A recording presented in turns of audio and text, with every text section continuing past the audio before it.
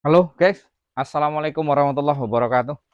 Salam seketer untuk rekan-rekanku semuanya yang ada di seluruh Nusantara.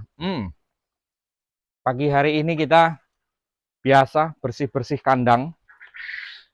Ya, dalam hal ini kita penarikan kotoran guys. Jadi, kenapa harus sering-sering dilakukan? Nah, ini kita buang ke sini karena agar supaya nanti kita masukkan ke karung karena ini mau di apa ya?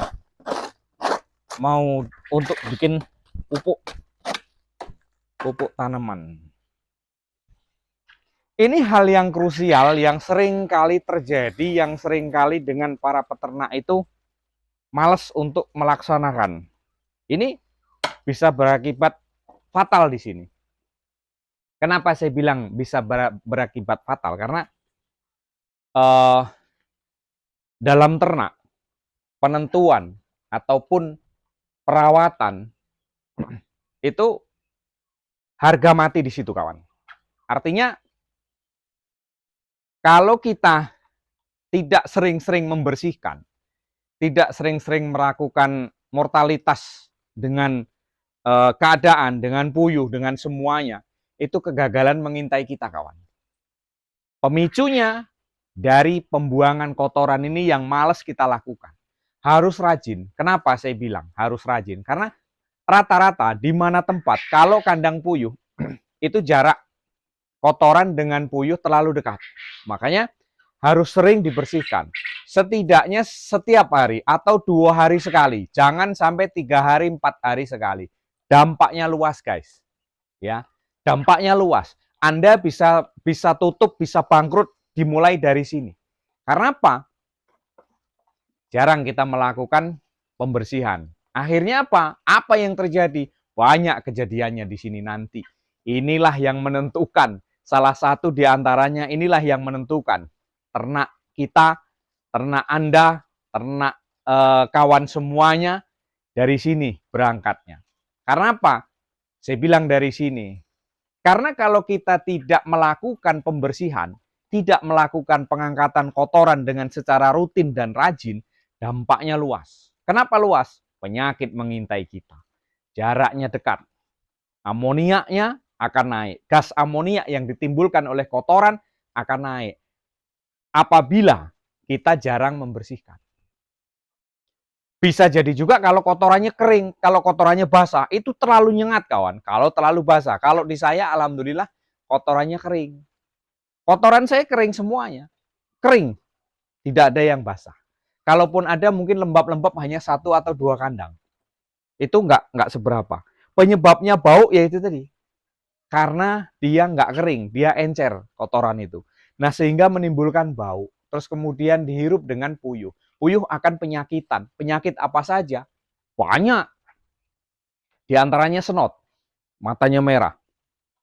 Terus kemudian dia batuk biasanya. Batuk, napasnya itu kedengarannya kayak sesak. Tenggorokan dia itu, saluran tenggorokan dia akan terkena. Karena apa? Dia menghirup amoniak dia sendiri. Sehingga apa? Sehingga dari situlah puyuh kita itu nggak apa ya? Nggak sehat. Apa yang akan timbul? Produktivitas telur menurun. Itu pasti. Nah makanya harus kesini larinya, kita bersihkan. Nah ini kering guys, kotorannya. Di ternak kami kotorannya kering semuanya memang. Nah, itulah penentuannya di sini. Kenapa kita juga di sini harus curiga dengan kotoran yang ditimbulkan. Apa masalahnya dengan kotoran yang ditimbulkan ini? Dari bentuk warna kotoran, ataukah putih, ataukah berak kapur, ataukah dia kolera, berak hijau. Ini harus kita perhatikan dari sini. Nah, oleh karena itu, ya ini adalah salah satu bentuk penentuan maju mundurnya langkah kita untuk menentukan ternak kita apakah terus lurus ataukah kita harus belok ataukah kita harus berputar arah ya. Dari sinilah dari pembuangan kotoran. Kalau kita malas membersihkan, dampaknya luas, guys. Dampaknya luas. Penyakit itu pasti mudah mampir. Karena apa? Karena dari kotoran itu sendiri yang ditimbulkan. Makanya kalau kita ternak manajemennya kita benar, ya ada hasil gitu loh. Kalau kita manajemennya nggak benar, dari kandangnya sudah nggak benar, dari wadah pakannya nggak benar, pemberian minum nggak benar, kan ada itu di video saya itu, ternak di loteng di atas rumah itu yang kacau balau itu. Sampai sekarang saya belum sempat ke sana untuk membenari gitu. Nah, jangan sampai kita itu sudah mengeluarkan modal banyak, tetapi hanya gara-gara masalah sepele. Hanya gara-gara masalah mungkin kita kurangnya perhatian dengan puyuh. Kita kurangnya sinergi dengan puyuh. Kita kurangnya perhatian dengan ternak kita. Akhirnya apa? Tutup, guys. Banyak kejadian yang kayak gitu. Dari manajemen kandangnya sudah nggak benar, pemberian pakannya sudah salah, terus kemudian pemberian air minumnya sudah salah, maka yang ditimbulkan kerugian, tutup kita. Terus nyalahkan, Pak Edi itu enggak benar, ngasih pengarahannya salah gini-gini, saya tutup akhirnya. Nah itu, kebanyakan kita di situ. Kalau memang gimana ya, kalau memang ada permasalahan, ya kita cari solusinya. Bukan kita terus bingung mau tutup.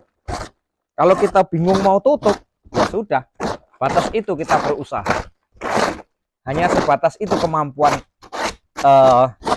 cara kita untuk menanggulangi permasalahan. Pertanyakan dengan yang sudah pengalaman. Pertanyakan dengan orang yang pas.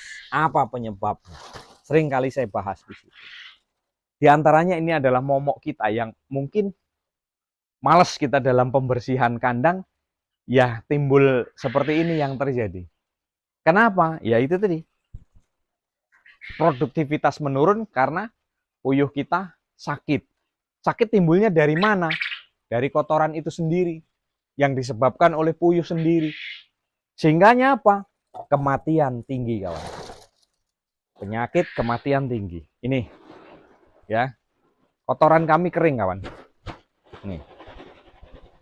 Nih, bisa ngumpul di tengah nih.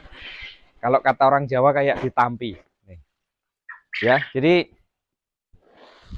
yang namanya kita ternak, memang kita harus terjun secara total. Kepengurusan secara total.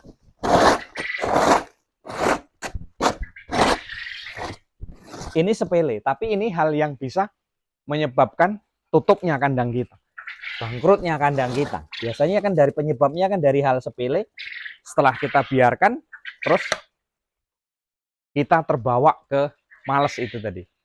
Pak, kalau virus susah ditebak, itu lain halnya. Kalau virus susah ditebak, sulit ditebak memang. Siapapun itu, kalau yang namanya virus itu sulit ditebak. Tapi timbulnya dari mana virus itu? Ya dari kotoran, dari lingkungan. Lingkungan nggak bersih, kotoran nggak bersih, akhirnya nyerang ke ternak kita. Nah itu lebih hati-hati ke situ tentunya. Karena kita, ya keseharian kita itu kan tergantung dengan ternak yang kita urusi, ternak yang kita pelihara. Karena apa? Kita hari-hari dari situ. Makan dari situ, biaya semuanya dari situ. Makanya kita harus rajin, kita juga harus teliti dengan keadaan, dengan rutinitas kita. Kita harus melakukan secepatnya apa yang akan menjadi hambatan. Nah, dari sini kita sudah tahu, maka keesokan besok-besok ya tetap semangat, guys. Kita tetap semangat pembuangan kotoran agar supaya memang betul-betul di sini kesehatan puyuh itu terjamin. Setidaknya kita bisa menghindari produktivitas telur kita agar supaya tidak menurun. Nah, dari sinilah kita berangkat untuk bisa koreksi diri, untuk bisa berkembang, untuk bisa menentukan ternak apakah mau maju, apakah kita mau mundur. Tapi ya kalau bisa ya maju terus, karena kurangnya pengalaman, hanya belajar otodidak, kurangnya pendampingan, kurangnya bertanya dengan orang yang tepat, itu terkadang juga kita bisa sesat di situ, guys. Nah, oleh karena itu, ya ayo sama-sama kita belajar, sama-sama kita bertanya, sama-sama kita berbagi, sama-sama kita menjalankan aktivitas kita. Ya mudah-mudahan saja apa yang menjadi tujuan kita ya tercapai, guys. Jangan hanya gara-gara masalah kecil terus kita jadi bangkrut, karena semua itu kan bermula dari kita. Menjaga kebersihannya, menjaga kesehatannya. Kalau nggak kita, siapa lagi? Karena apa? Ya puyuh nggak bisa ngomong. Taunya dikasih makan, dia makan, terus minum, sudah bertelur gitu. Nah, itulah guys. Jadi kita ya sama-sama belajar lah di sini. Sama-sama menjaga kesehatannya, sama-sama juga kita mendalami kebiasaannya seperti apa. Jangan sampai masalah sedikit membuat kita porak-poranda ekonomi kita, usaha kita jadi tutup. Itu kalau bisa kita hindari jauh-jauh, sejauh mungkin. Mungkin hanya itu. Tetap semangat. Kurang lebih mohon maaf, salam ceketer dari Jambi. Mohon koreksinya kalau ada yang salah, ya kita sama-sama belajar di sini. Kurang lebih mohon maaf. Wassalamualaikum warahmatullahi wabarakatuh. Tetap semangat kawan.